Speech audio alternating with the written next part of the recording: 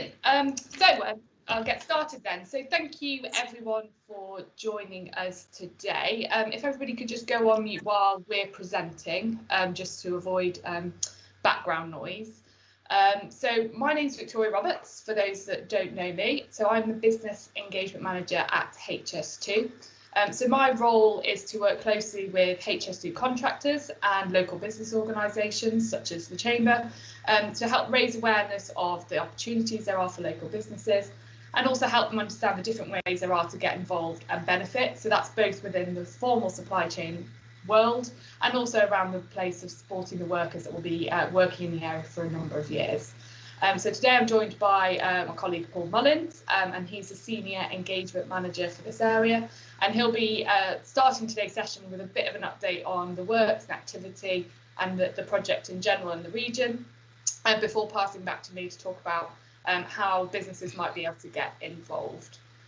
So throughout the session, I'd ask again, like if everybody can stay on mute, but please do ask questions using the chat function, and we'll make sure that we get to those at the end during the Q&A session after we've gone through everything. We'll try and cover as many as we can. If there's ones we can't answer or if we run out of time, we'll make sure that we follow up on those as well. So without any further delay, I will pass over to Paul. Brilliant. Thank you, Victoria. Good afternoon, everybody. So to start a little bit about the HS2 project. So HS2 will be the new high-speed backbone of our rail network, connecting the city centres of London, Birmingham, Manchester and Leeds. The new line will include intermediate stops at Old Oak Common in West London, Birmingham and Manchester airports, Crewe and Towton, which is in the East Midlands, which is between Derby and Nottingham. HS2 will also be integrated into the East and West Coast main lines, so HS2 trains will cross over to the existing network and serve towns and cities in the north of England and also in Scotland. So this will open up access to the high-speed network to around half of the population of Britain and cut journey times between the north and the south. And when fully operational, up to 48 HS2 trains with up to 1,100 seats each will be running every hour on the UK's rail network. So this is a huge undertaking, and it's Britain's first new intercity railway, which is north of London in over 100 years, and it's Europe's largest infrastructure. So the stats on the slide just give you a bit of a flavour for the scale of the project. With that scale comes the supply chain opportunities and services that we'll need in order to construct the railway. And I'm sure you may have seen in the areas where you live and work locally, construction is starting. So now HS2 is very much off the drawing board and very much becoming a reality.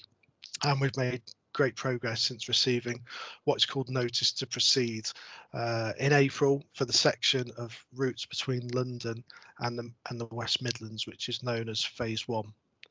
That means we've now got the all clear, and we're beginning to construct the railway, build the bridges, and we'll be shortly boring tunnels and laying tracks for this section of HS2.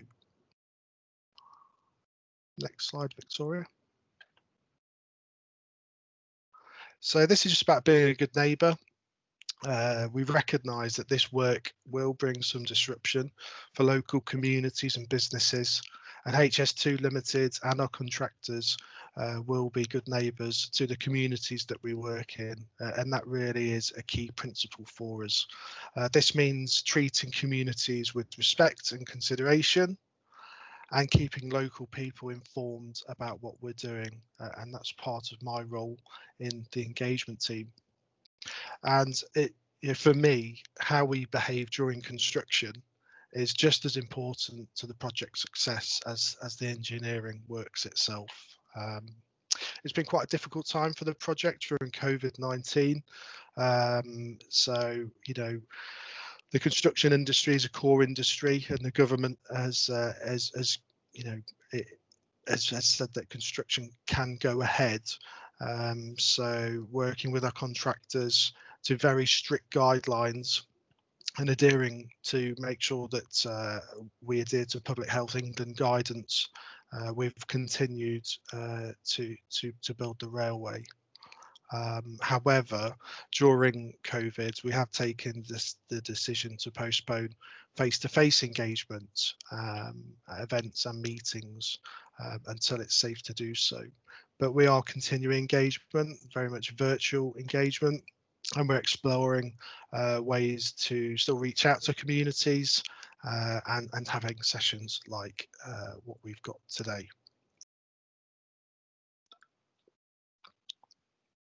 So here is a high level program of our construction works. This just gives you a bit of an idea of the sequencing, the type and the duration of some of our works. So you'll see from this that enabling and utility works are very much well underway, and preparations for main construction work has also started. And on the next slide, I'll go through some of the key activities that we are undertaking. So project-wide, we are undertaking ground investigations.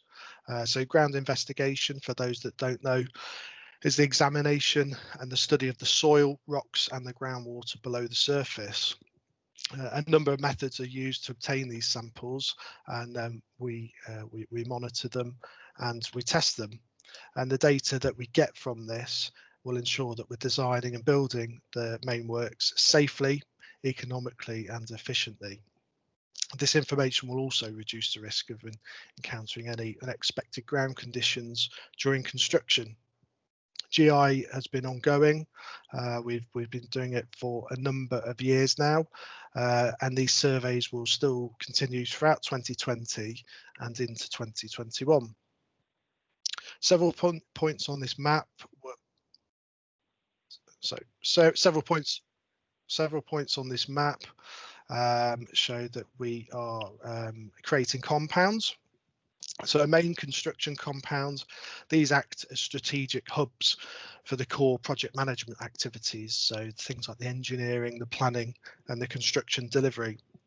And it's also where most of our office-based construction staff will be located.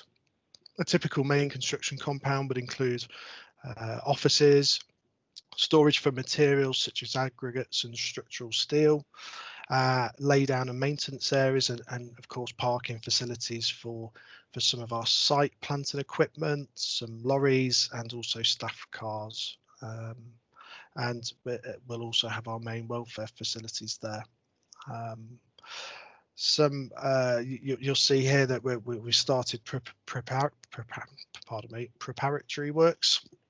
An example of this is up in Kingsbury, the M42 area, point 1 on the map, where we recently mobilised the site. We had a number of overnight closures on the M42 to install some safety barriers along the hard shoulder of the motorway, and that's so our colleagues in construction can safely work alongside it in preparation for some Marsden box structure works, which will take place in December next year.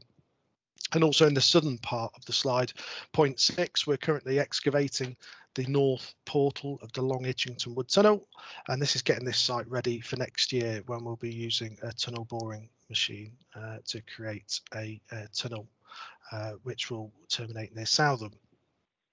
We're also doing quite a number of highway works. So recently you may have been made aware of the M42. It's quite a good example of our highway works. In August, we installed a 65-metre bridge spanning the width of the M42. The bridge itself was actually constructed offline, and then under a full road closure, the 2,750-tonne bridge structure was basically carried along the motorway on a self-propelled modular transporter. The 448 wheel transporter took 1 hour 45 minutes to move the bridge span, a total of 150 meters, where it was fixed into position to complete the overall bridge structure. So it was a really good example.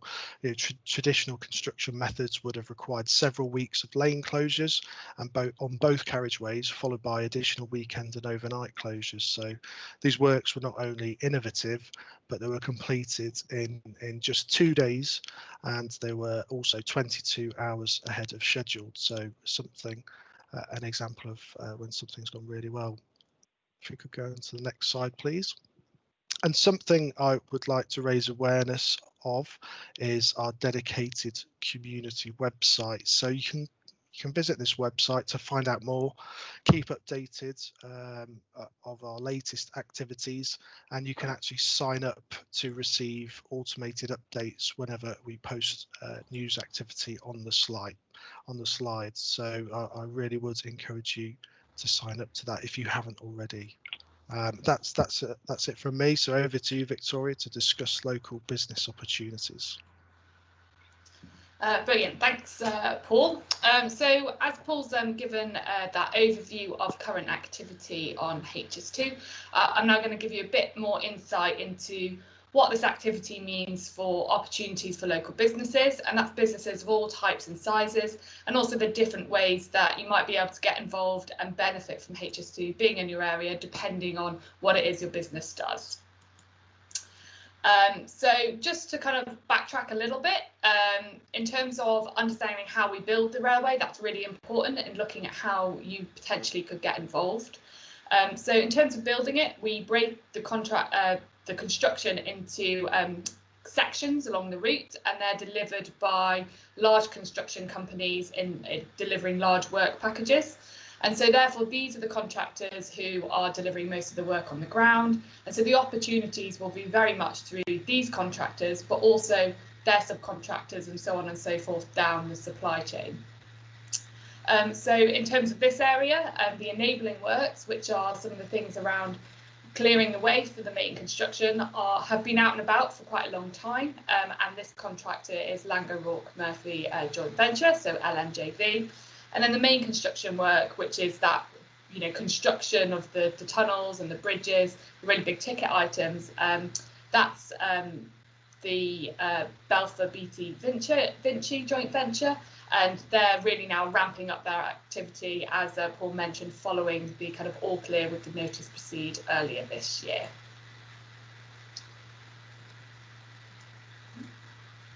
So as a project, we want local businesses to really be at the heart of our supply chain. We want to maximise the benefits that we bring to local communities and businesses located to where we're working, and that is part of the commitment of being a good neighbour. So we are already using over 1,000 businesses who sit next to the line of the new railway, and this accounts for around half of our current supply chain. And then looking more locally, we've got around 80 businesses from Warwickshire region who are involved in the HS2 supply chain, and around 82% of these are SMEs. And so some of the pictures you can see on the slides are examples of businesses and SMEs that have already benefited from HS2. So we've got Stephen on the top right. He owns a small photography and videography business, and so he's been doing some filming and photography and animation programs for one of our contractors, delivering work around some of the Euston sites. Kirsty on the bottom left, she works for a social enterprise called Jericho, and they've been taking away the waste wood for its reuse and recycling for one of our subcontractors, and near a site in Birmingham, and that's helped them to continue their work around supporting vulnerable people to get back into work in the community, which is really, really great. Chris on the bottom right is from Genie Printing. So he owns a small company just next to the Curzon Street station in Birmingham, and he's been printing the newsletters, other plans and maps and materials for the enabling works contractors, and that includes the information that goes out to communities as well. So he's helping us deliver on our kind of commitment to inform and involve communities. And then finally, on the top right left is Trinity Assets, and they're a Coles Hill based business, and they offer and provide accommodation to a number of the HS2 workers in the area. And they're a really great example of a business who really grasped the opportunity of HS2. So they promoted and made themselves known to the workers on the sites around Coles Hill. They went and visited the site, they spoke to the site manager, and they've really found that their business has grown to accommodate the interests of HS2 workers that they've got, and I think they're now currently housing around 50 workers, which is fantastic. So these examples start to show the wide range of types of opportunities that are there for all different types of businesses in the supply chain. So looking a bit more closely about some of the wider things that we are looking for that you might not traditionally think of when you think of a transport and construction project. So you can see on the slide a list of some of the common supplies and services. So creative services are things such as photographers, printers and signage companies. Then you've got food and catering. So that not only includes kitchen setups and mobile caterers on site, but also catering for meetings and events and places for the workforce, you know, go and get lunch on the local high street. Accommodation, so that could be modular blocks on site, but also B&Bs, hotels and private rentals that will be needed for the office and construction staff that will be living and working in the area on all the sites that Paul mentioned and showed on his map earlier.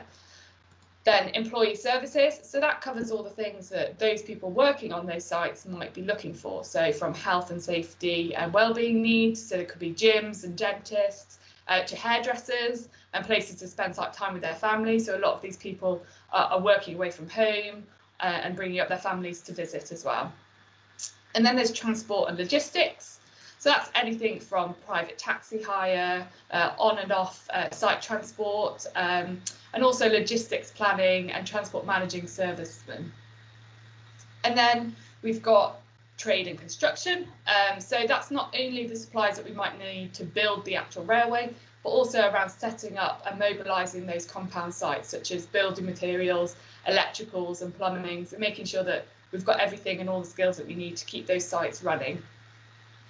And then finally, we've got sites and services. So that's things such as cleaners, soft landscaping, management, and site waste management, site security, and all those, the general maintenance of the areas. So, you know, for us, our ask is, you know, get thinking as a business about how you might be able to get involved. Is there an area here that you have a service that you could offer, and whether that's directly through a contractor or maybe a subcontractor or further down the supply chain. There's lots of opportunities across the different areas. So picking up on that, I'm now going to talk briefly through the different ways that you could get involved throughout the supply chain. So that could be from bidding and winning, you know, a full contract, also then to regular purchase orders and also worker choice. And that's just about letting us know about the offer of your business so that we know that you're there. So for looking at the contract space, so for every contract we award, there'll be thousands of opportunities. So there's around 400,000 supply chain contract opportunities for UK businesses between London and Birmingham, and around 2/3 of those will be SMEs. And these opportunities will be across the range of sectors, suitable for large and small businesses, and will be created over a number of years. And they'll be covering all the sorts of things that I mentioned on my previous slide. As with all major projects, any contract that we bid for or put out will be competitively tendered, and we'll make sure that that process is open and fair to make sure that we get the best possible suppliers, and we're also giving everybody across the region that chance to get involved in HS2. And also, because of the scale and reach of HS2, one of our goals is to leave that positive legacy for the industry, and that's raising the bar on things like health and safety, equality and diversity, and sustainability and environmental impacts. So that does mean when you're bidding and looking for work, you need to demonstrate how your business can help us support us in reaching some of these things. But what I would say is, don't let this put you off. The aspirations and requirements reflect the type of contract and its value. So the smaller contracts, our expectations are not the same as it would be for some of our larger contractors and value contracts. And I'd also say that, you know, there's a lot of support out there. Our contractors are required to help you through that process. We're not expecting you to come and have all the answers already. And also there's lots of support available from different organisations, both from, you know, local chambers, but also through the Supply Chain Sustainability School, which we partner with, and they offer free online resources where you can gain a recognised certification on some of the things that are important to us. So that could be a health and safety qualification, and it might be just an e-learning module that you can go on and deliver and implement in your business with kind of little cost associated with you, other than the effort and time that it brings with it. So I also don't want to underestimate the opportunities for local businesses to get involved outside of this formal contract world space. So the contractors and subcontractors will be getting ad hoc and regular supplies and services through purchase orders.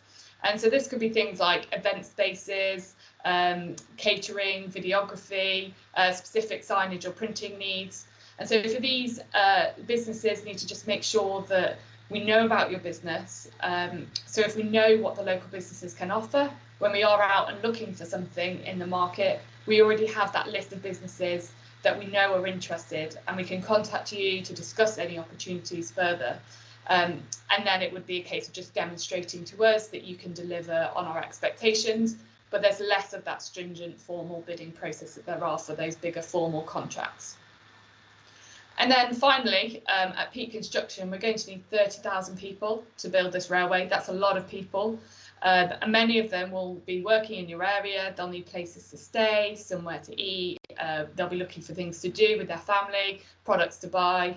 So offering services to our workforce and letting us know what your business can offer is a really important way for us to help support and bring benefits to local businesses. So we are working closely with the contractors to drive the behaviours of our workforce to think local, support local. Obviously, given the current situation, much of this activity is being carefully looked at in current circumstances. We want to make sure that the health and safety of our workers, but also the community and the businesses is a priority. But where it is safe to do so, we really want to encourage workers to support and use local businesses in the area, and it's particularly important given the drive to really help businesses recover and rebound from the really challenging months that we're currently experiencing as a nation. So thinking back to the ways to get involved, if you're interested in that contract space, which can range from small to large contractors, so don't let it be put you off by making it seem like they're all large contract opportunities. The first thing to do is to register for Compete For. So all the supply chain opportunities will be advertised through this platform. It's completely free to sign up, and you can receive alerts tailored to your business offer. So you'll get to see any opportunities related to you and then bid through that platform. And if you need any help with that, we do have a guide online webinar which will help introduce you to that platform and give you an indication of how you can get the most of that platform as well. And Compete For is also a really clever way to keep tabs on what other contracts are being let, which you might not bid for yourself directly, but you could offer a service to the business who would be interested in that company. So for example, on the slide you can see a framework contract to supply and deliver stationery. If you're a smaller business, it might be that that contract itself is too large of an undertaking, but it could be something either you could put in a joint bid with another company who does something similar, or it also might be an opportunity for you to see who wins this contract, because you'll be able to see that through Compete For, and then you can get in contact directly with that contractor and offer your services as a local supplier to that subcontractor as well. So it's something to just keep tabs on, and it's a really good platform to really see opportunities and look about where you might be able to get involved. And then if you think your business sits outside of the formal contract space, perhaps a local convenience store or hairdresser or accommodation provider, then it's really important to register with us using the link on the screen.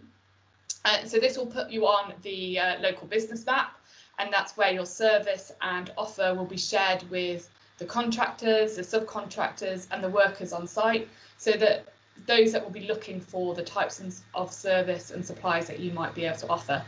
And that's a great way to kind of promote your interests and also promote the offer of your business. So when we do need and are looking for a particular service, we can use that as a way to find what's available in the local area. I'd also add that if you are in that contract space and looking at Compete For, I'd also suggest you register on here as a local business.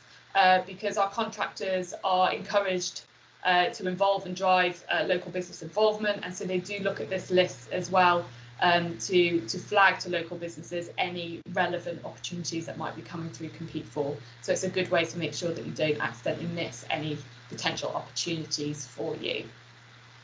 On the link on the page, you'll also find a link to a digital guide, and that provides more details as well as guidance and the webinars, including that Compete For one I mentioned, which look in more detail at some of the things that I've gone over with you today. So hopefully that's provided you with some useful insight and ways your business might be able to get involved, and some key takeaways to look at moving forward.